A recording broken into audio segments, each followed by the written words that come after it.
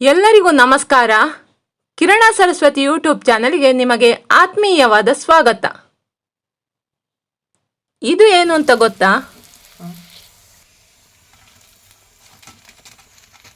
ಈ ರೆಸಿಪಿಯನ್ನು ನೀವು ಯಾವತ್ತಾದರೂ ಟ್ರೈ ಮಾಡಿದ್ದೀರಾ? ಟೇಸ್ಟ್ ಮಾಡಿದ್ದೀರಾ?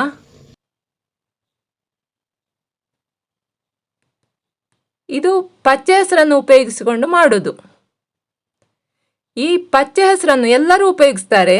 ಆದರೆ ಈ ಪಚ್ಚೆ ಹೆಸರು ಉಪಯೋಗಿಸಿಕೊಂಡು ಮಾಡುವ ಒಂದು ಸಾಂಪ್ರದಾಯಿಕ ಸಿಹಿ ತಿಂಡಿ ಇದು. ಮೊದಲು ಎಲ್ಲರ ಮನೆಯಲ್ಲೂ ಇದನ್ನು ಮಾಡ್ತಾ ಇದ್ರು. ಇದರ ಹೆಸರು ಸುಗಿನ ಅಂತ.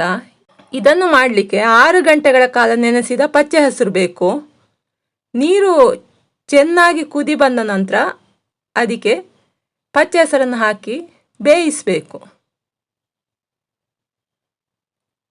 ಪಚ್ಚೆ ಹೆಸರು ಚೆನ್ನಾಗಿ ಬೇಯಬೇಕು. ಒಂದು ವೇಳೆ ಅದು ಪಚ್ಚೆ ಹೆಸರು ಸರಿ ಬೇಯಲಿಲ್ಲ ಅಂದರೆ ಒಮ್ಮೆ ಮಿಕ್ಸಿಗೆ ಹಾಕಿ ಸ್ವಲ್ಪ ಗ್ರೈಂಡ್ ಮಾಡಿದರೆ ಸಾಕು. ನೋಡಿ, ಇದು ಪಚ್ಚೆ ಹೆಸರು ಬೆಂದಿದೆ ಚಂದ. ಇದನ್ನು ಗ್ರೈಂಡ್ ಮಾಡುವ ಅವಶ್ಯಕತೆ ಇಲ್ಲ. ಇದನ್ನು ಚೆನ್ನಾಗಿ ಸೋಸಿಕೊಳ್ಬೇಕು. ಇದರಲ್ಲಿ ಸ್ವಲ್ಪ ಕೂಡ ನೀರಿನ ಅಂಶ ಇರಬಾರ್ದು.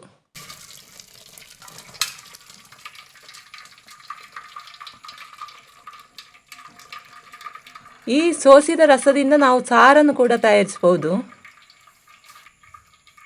ನಮಗೆ ಬೇಕಾಗುವುದೀಗ ಪಚ್ಚೆ ಹೆಸರು ಮಾತ್ರ. ಸ್ವಲ್ಪ ಕೂಡ ನೀರಿನ ಅಂಶ ಬೇಡ. ನಂತರ ಒಂದು ಪ್ಯಾನನ್ನು ತೆಗೆದು ಆ ಸೋಸಿಕೊಂಡಂತಹ ಪಚ್ಚೆ ಹೆಸರನ್ನು ಪ್ಯಾನಿಗೆ ಹಾಕಬೇಕು.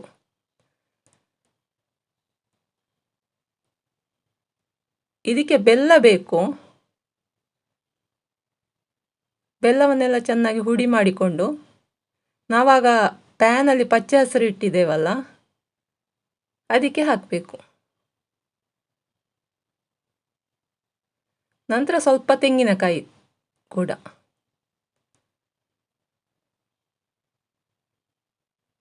ಇನ್ನು ಇದನ್ನೆಲ್ಲ ಚೆನ್ನಾಗಿ ಮಿಕ್ಸ್ ಮಾಡಿಕೊಳ್ಬೇಕು. ಇದಕ್ಕೆ ನೀರು ಆ್ಯಡ್ ಮಾಡೋದು ಬೇಡ. ಬೆಲ್ಲವೇ ಕರಗಿದಾಗ ಸ್ವಲ್ಪ ನೀರು ಬಿಡ್ತದಲ್ಲ, ಹಾಗೆ ಉಂಡೆ ಮಾಡುವ ಹದಕ್ಕೆ ಬರುವ ತನಕ ಮಿಕ್ಸ್ ಮಾಡಬೇಕು. ನೋಡಿ, ಉಂಡೆ ಮಾಡಲಿಕ್ಕೆ ಬರ್ತದೆ ಇದು. ಸ್ವಲ್ಪ ತಣ್ಣಗಾದ ನಂತರ ಎಲ್ಲವನ್ನು ಉಂಡೆ ಮಾಡಿ ಇಟ್ಟುಕೊಳ್ಬೇಕು. ಇನ್ನು ಇದಕ್ಕೆ ಕೋಟಿಂಗಿಗೆ ಸ್ವಲ್ಪ ಉಪ್ಪು, ಬಣ್ಣಕ್ಕೆ ಅರಸಿನ ಹುಡಿ, ಮೈದಾ ಹುಡಿ ಮತ್ತು ಸ್ವಲ್ಪ ಅಕ್ಕಿ ಹುಡಿ ಇಷ್ಟನ್ನು ಹಾಕಿ ಮಿಕ್ಸ್ ಮಾಡಿಕೊಳ್ಬೇಕು.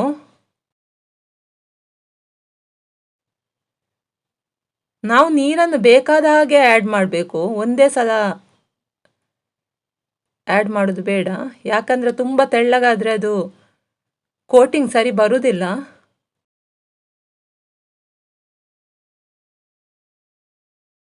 ನಾವು ಎಷ್ಟು ಬೇಕು ಅಷ್ಟೇ ನೀರು ಆ್ಯಡ್ ಮಾಡಿದರೆ ಸಾಕು. ನಂತರ ಗಂಟಿಲ್ಲದಾಗೆ ಹೀಗೆ ಕಲಸ್ಕೊಳ್ಬೇಕು.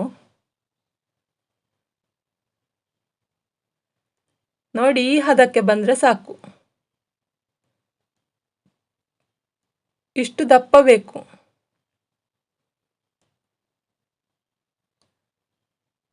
ಇನ್ನು ಆಗ ಉಂಡೆ ಮಾಡಿಟ್ಟಿದ್ದೇವಲ್ಲ ಪಚ್ಚೆ ಹೆಸರು, ಬೆಲ್ಲ, ತೆಂಗಿನಕಾಯಿ ಹಾಕಿ ಅದನ್ನು ಈ ಹಿಟ್ಟಿಗೆ ಡಿಪ್ ಮಾಡಬೇಕು.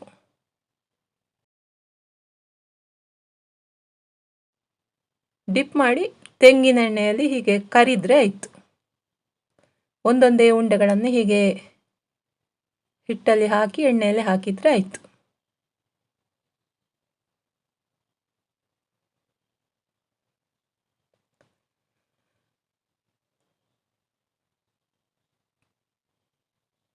ಇದು ಬೇಯಲಿಕ್ಕೆ ತುಂಬ ಹೊತ್ತೇನು ಬೇಡ, ಆಯಿತಾ? ಆಲ್ರೆಡಿ ಪಚ್ಚೆ ಹೆಸರು ಸರಿ ಬೆಂದಿರ್ತದಲ್ಲ, ಜಸ್ಟ್ ಆ ಕೋಟಿಂಗ್ ಮಾತ್ರ ಬೆಂದರೆ ಸಾಕು. ನೋಡಿ ಎಷ್ಟು ಬೇಗ ಆಯಿತು ಅಂತ. ಈ ಕಲರಿಗೆ ಬಂದರೆ ಸಾಕು. ಎಷ್ಟು ಬೇಗ ಆಯಿತು. ರೆಡಿ.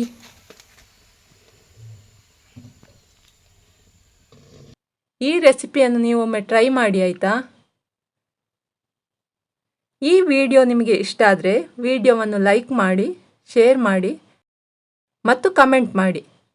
ನೀವಿನ್ನೂ ನಮ್ಮ ಚಾನಲನ್ನು ಸಬ್ಸ್ಕ್ರೈಬ್ ಆಗಿಲ್ಲ ಎಂದಾದರೆ ದಯವಿಟ್ಟು ಸಬ್ಸ್ಕ್ರೈಬ್ ಆಗಿ ಬೆಂಬಲ ನೀಡಿ. ಧನ್ಯವಾದಗಳು. ನೀವು ಖಂಡಿತ ಟ್ರೈ ಮಾಡ್ತೀರಲ್ವಾ? ಟೇಸ್ಟ್ ಹೇಗೆ ಬಂತು ಅಂತ ಕಮೆಂಟ್ ಮಾಡಿ. Thank you.